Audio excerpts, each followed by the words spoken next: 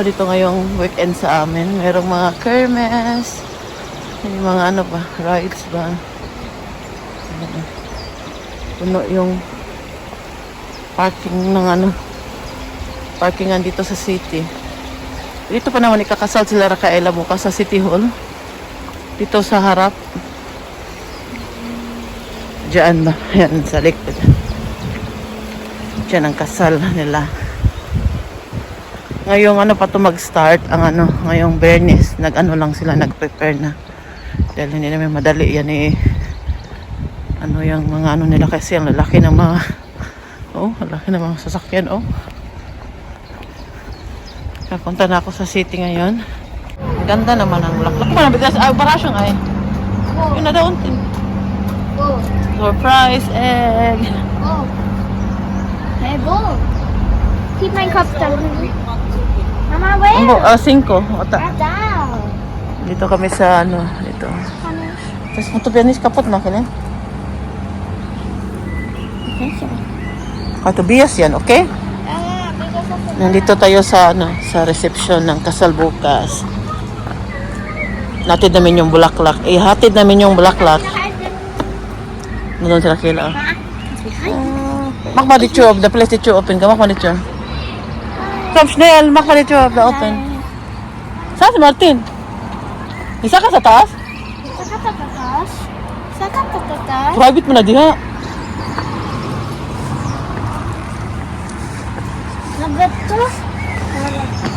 Essen wir hier sogar. So, sirado. Tayong buwak Tarang buwak kila. Pakita kila. Wow, ang ganda ng bulaklak para sa lamesa. Ito naman kay Tobias. Dito yung ano bukas. Hindi pa pala tapos. Hindi pa sila nagdeko. Mamaya pa daw. Pagdating ng mga trabahante. Dari ang party bukas. Tapos dito ang dyan ang tawag na kila? Ang buffet. Doon ang buffet. Ito kay Michelle. Ito yung suot niya bukas. Ito namang sa akin. Sinukat ko na yan siya. Kasyang-kasya sa akin. Nagustuhan ko din yung style niya. May ano siya sa gitna Sana dito masira pa. Parang ano na ang quality niya Ano siya. Saan ba yun? May nakita ko na ano. Parang ano yung tahi niya. Tingnan ko nito. Diba? Sana dito masira. Mag-belt din ako bukas. Nitry ko to siya. Nung nag-belt ako. Ang ganda tingnan. Sabi Martin, maganda siya. Kaya, ito na, suotin ko. Yan, plansyahin ko pa yan siya. Ito kay Michelle. Plansyahin ko din to. Ayan. Ready na tayo bukas, no? Sa ating na nakasal. Ayan siya. Ay, kung mo to. Na, magid na. Mandamag ko lang ka pero niya, wala na. Pero kuntingan daw niya gamay.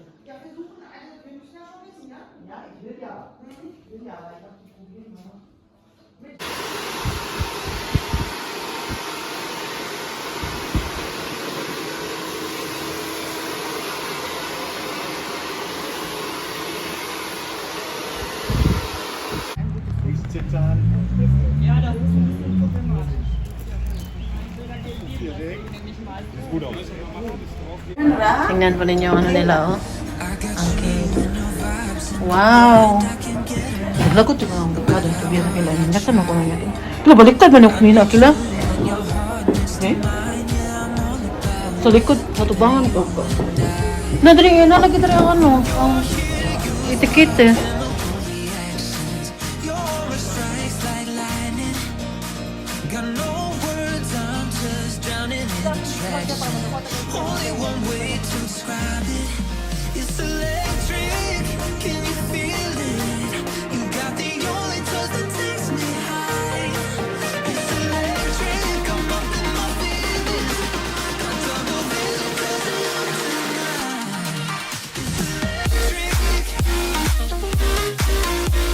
Sambaan kayo. Wow.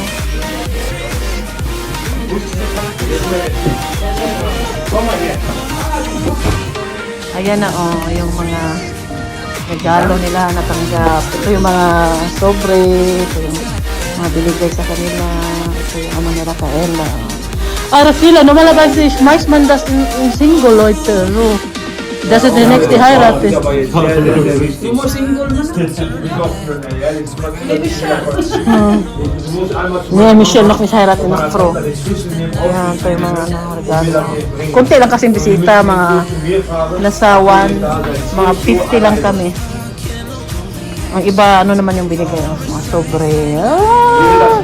Ala.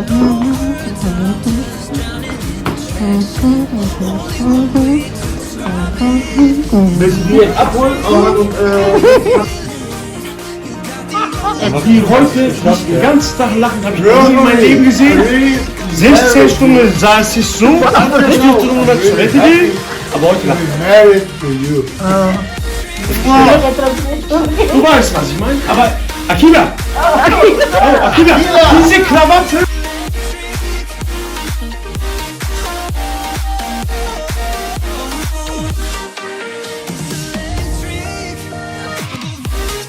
Dito tayo malapit sa tunnel, naglalakad. Kaya maingay. Yan.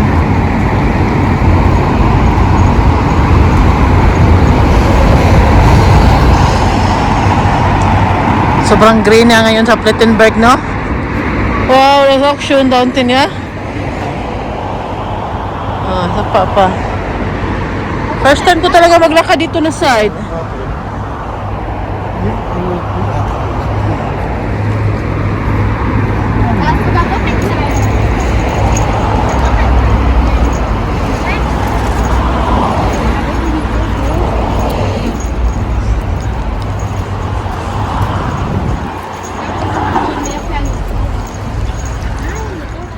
Dito na kami na side. First time kong pakita sa inyo dito na side sa Plettenberg. Nag-ama ko, bilis na lumakad.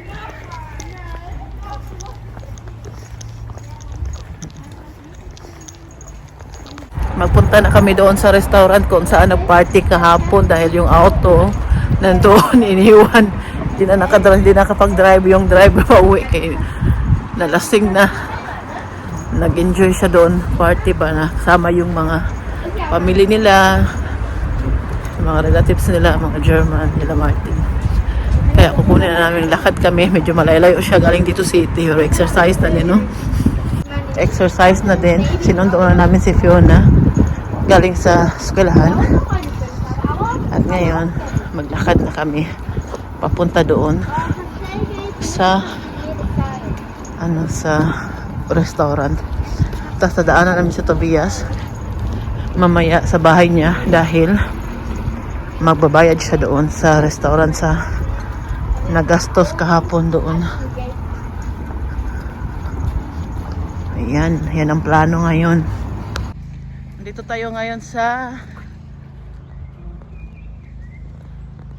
lakad-lakad.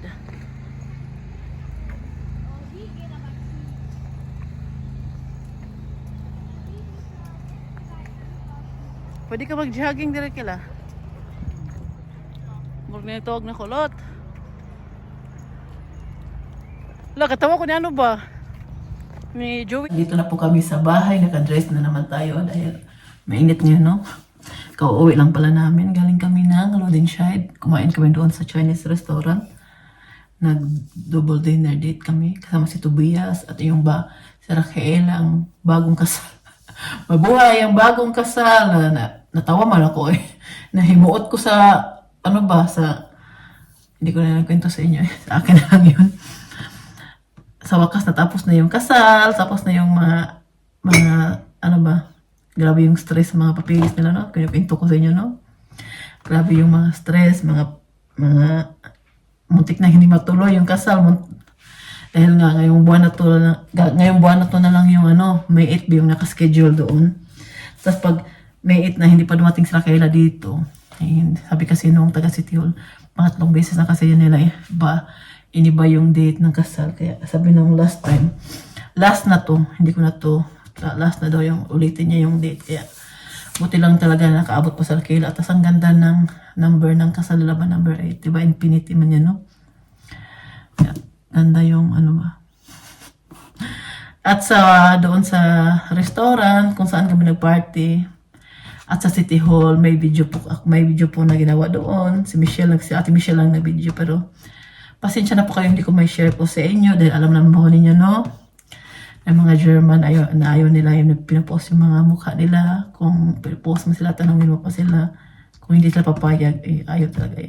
Ayaw ko din magtanong at ayaw ko din naman din talagang i-share sila dahil hindi ko naman din sila kilala personal lahat doon.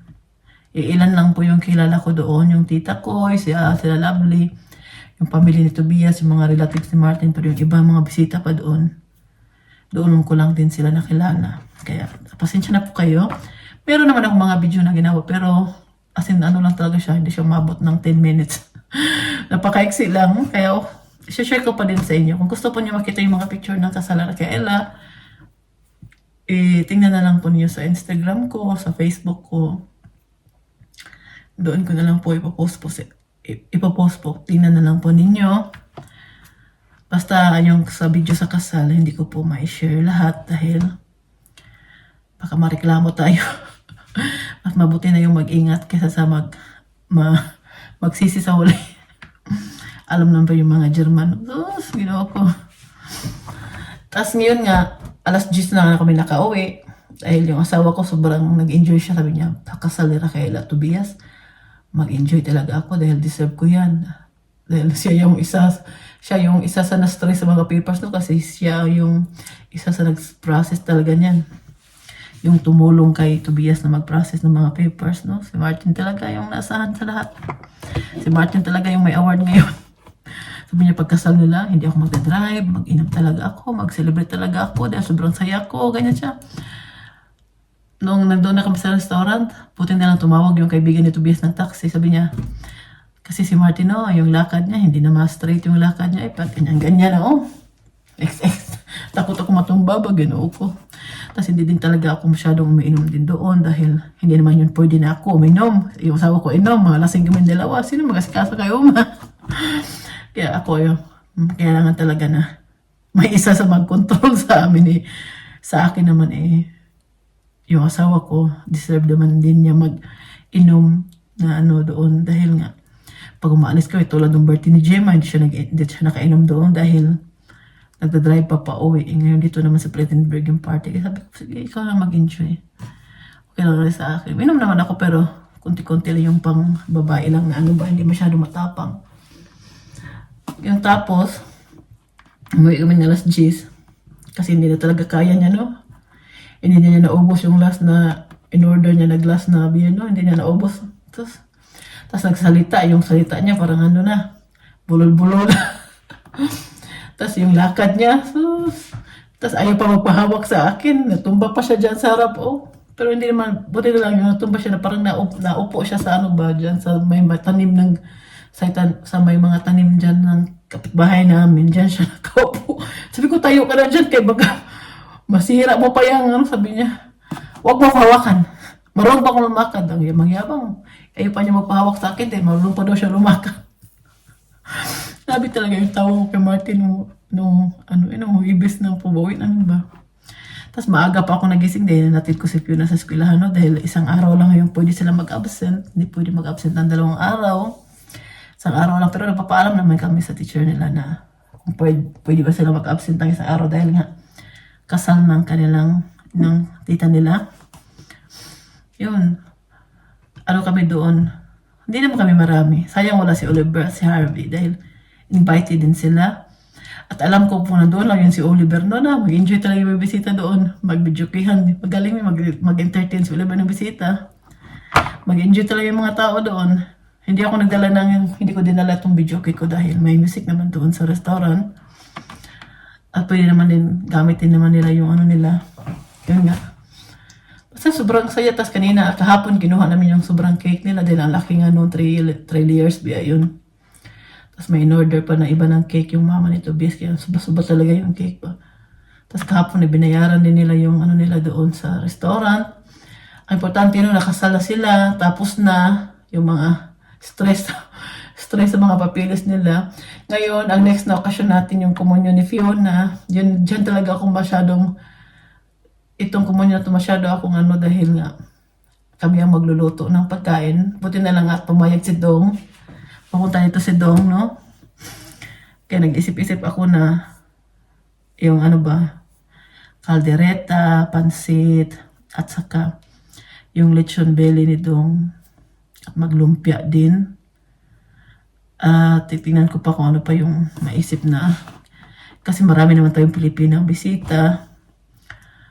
At basta titingnan lang natin. At yung mama ni Tobias maggawa din siya ng German din na din. Kahit isang lang German na lang ba na yung rindarula din bitaw. Hindi ko alam kung nyo yan. Basta siya, baka siya, beef siya. Yun yung lutuin. Para siyang sa atin. Parang humba ba? Parang humba siya. Basta pakita ko na lang po sa inyo. Hindi ako magaling gumawa nun. Wala po talaga akong alam masyado sa mga pagkain ng mga German. Yung mga pagkain talaga nila dito ba? Hindi ko marunong yan. Kaya titingnan na lang natin at maggawa din ng kartoffel salad, potato salad, noodle salad. At syempre may mga dessert din tayong gagawin. Kasi pupunta pa yung mga pinsan ni Martin. Si Martin, pag inimbita niya yung mga pinsan niya, yung first cousin niya, pumupunta talaga yan. Sobrang malapit po si Martin sa kanila, kahit wala na silang masyadong contact. Kasi pag si Martin din naman kasi inimbita nila, pumupunta din sa Martin talaga sa mga okasyon na inimbita siya. Ngayon, yung mga pinsan na naman yan pupunta dito. Tumawag kasi ito sa bahay na pupunta daw sila. Hindi ko alam kung ma-share ko po sa inyo sa social media, no? Pero alam naman po ninyo, no? Pero yung mga kaibigan natin, pupunta po sila at excited na po ako dahil makita sila ulit. Baling reunion din namin.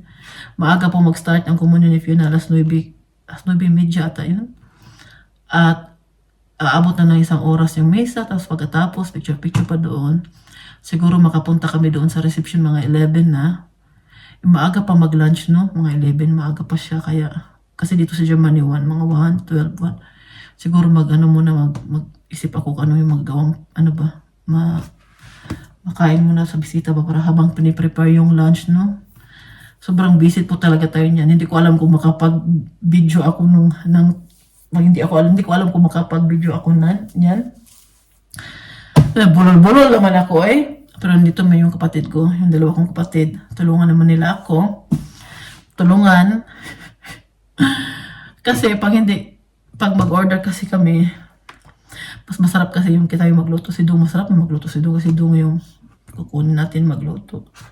Tutulungan naman namin siya kasi 3 naman kami dito magtulong sa kanya, maghiwa, mag-prepare. Pasabangan lang po ninyo, no? At sana na tawag niyan. At nakapag-order na pala ako ng dress ni Fiona para sa kumunyo. Papakita ko po siya sa next day. Hindi ako bumili ng mahal kasi last time yung kamisyel medyo hindi naman siya umabot ng 100 euro, pero ngayon sabi ko hindi ako mag-order ng mahal dahil isang beses lang magamit, di ba? Kaya dumating na siya kahapon. Pasukat ko kay Fiona, ipakita ko po sa inyo. Hanggang dito na lang din, na po natin to. Hanggang bukas ulit, itatry ko po mag-upload bukas. Kasi bukas magsimba din kami ni Fiona. Happy weekend po sa inyo lahat. Mag-iingat po kayo palagi. Bye-bye. Ciao!